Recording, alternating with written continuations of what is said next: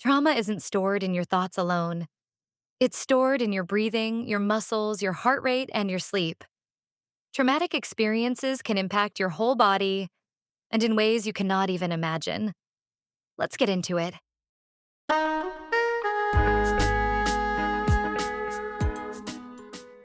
Trauma is what happens when something really scary, upsetting, or overwhelming happens and makes the body and brain feel unsafe. For example, going through a divorce, experiencing a hurricane, poverty, homelessness, loss of a loved one, health issues, and abuse. Even after the event is over, the body might still act like danger is nearby. This can cause strong feelings, trouble sleeping, or feeling tense or worried. Trauma is not a person's fault. It is the body trying to protect them. Everyone experiences trauma differently, and the body's response to trauma may not look the same. One of the first places trauma shows up is in the breath. When the body senses danger, breathing changes automatically. It becomes shallow, fast, or held. Even long after the danger has passed, the body may still be breathing as if it hasn't. This isn't anxiety. It's memory stored in the nervous system. Your body learned that staying alert helped you survive. Long-term stress has a profound impact on oral health, often in ways that are overlooked or misunderstood. When the body remains under chronic stress, the nervous system stays in a heightened state of alert, activating physiological responses that were designed for short-term survival. This ongoing activation can alter saliva production, reduce immune function in the mouth, and increase inflammation of the gums. As a result, individuals experiencing prolonged stress may be more vulnerable to conditions such as gum disease, tooth decay, and oral infections, even when routine hygiene practices are maintained.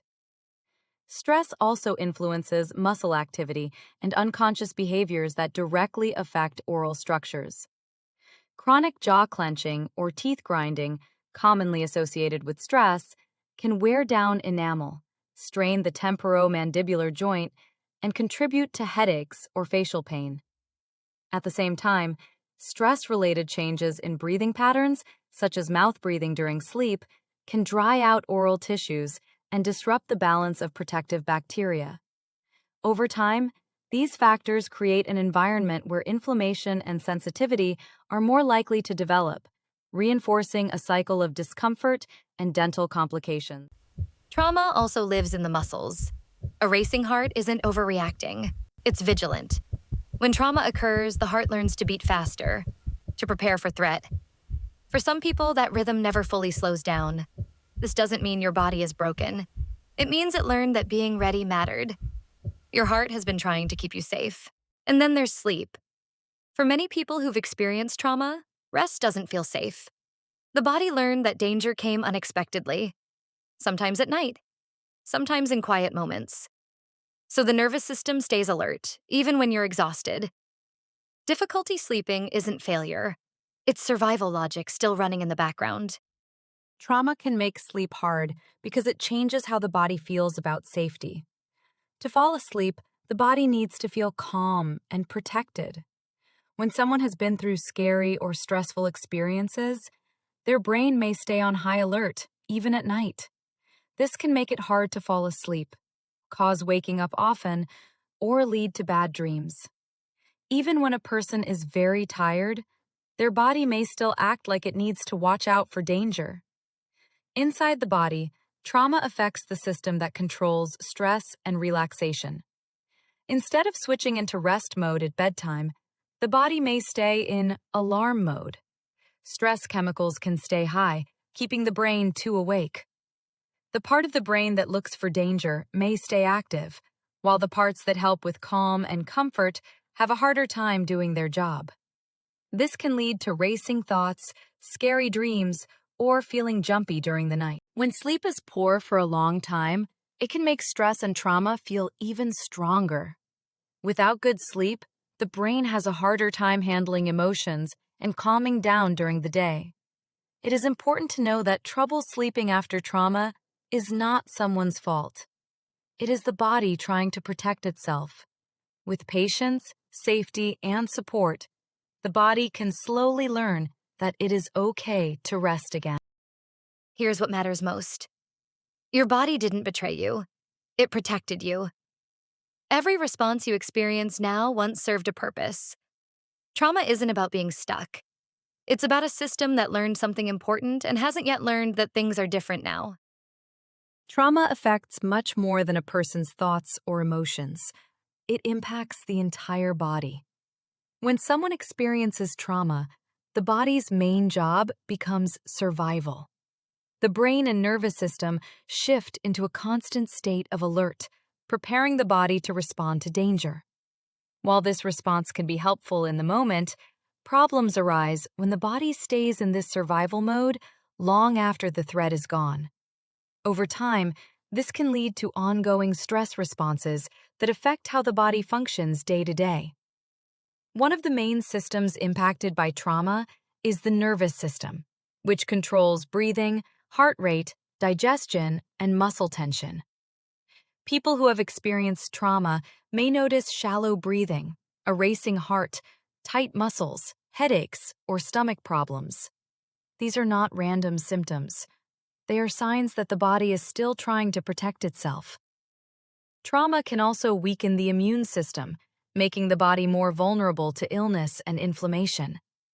Sleep is often disrupted as well, because the body may not feel safe enough to fully rest, even when exhausted. Trauma also influences how people relate to their bodies and to care. Chronic pain, fatigue, and sensitivity to touch or medical procedures are common, and many individuals may avoid healthcare settings due to fear or past experiences. Importantly, these effects are not signs of weakness or failure. They are the result of a body that adapted to survive difficult experiences. Understanding how trauma affects the whole body helps shift the focus from blame to compassion and emphasizes the importance of approaches that support safety, regulation, and healing over time. Teaching the body safety means helping the body learn that it is no longer in danger. When someone has experienced trauma or long-term stress, their body may stay in survival mode, even when life is calm. The nervous system, which controls things like breathing, heart rate, and muscle tension, can remain on high alert. This can make a person feel anxious, tense, tired, or unable to relax. Teaching the body safety is not about forcing calm or thinking positive, but about helping the body slowly recognize that it is safe in the present moment. The body learns safety through experience, not through pressure or reasoning alone. Gentle actions such as slow breathing, relaxing tense muscles, and creating predictable routines send signals to the nervous system that the threat has passed. When these signals are repeated over time, the brain begins to adjust how it responds to the world.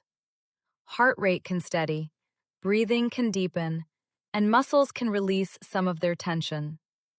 These changes may seem small, but they are powerful because they help the body shift out of survival mode and into a state where rest and healing are possible. Teaching the body safety also requires patience and compassion. For many people, the body learned to stay alert for a good reason, and letting go of that protection can take time. Progress may happen slowly and unevenly, and that is normal.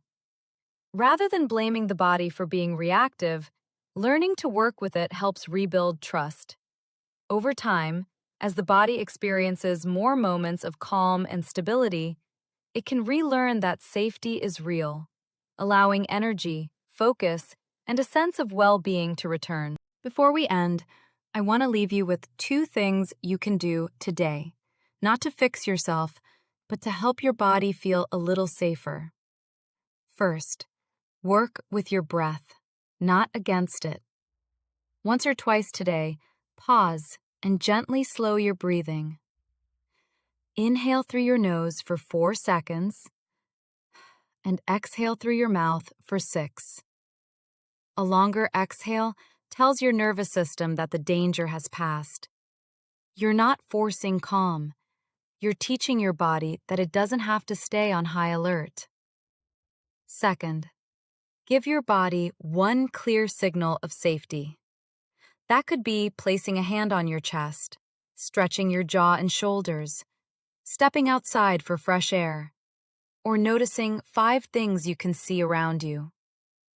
These small moments of awareness remind your brain that you are here, you are present, and you are safe right now.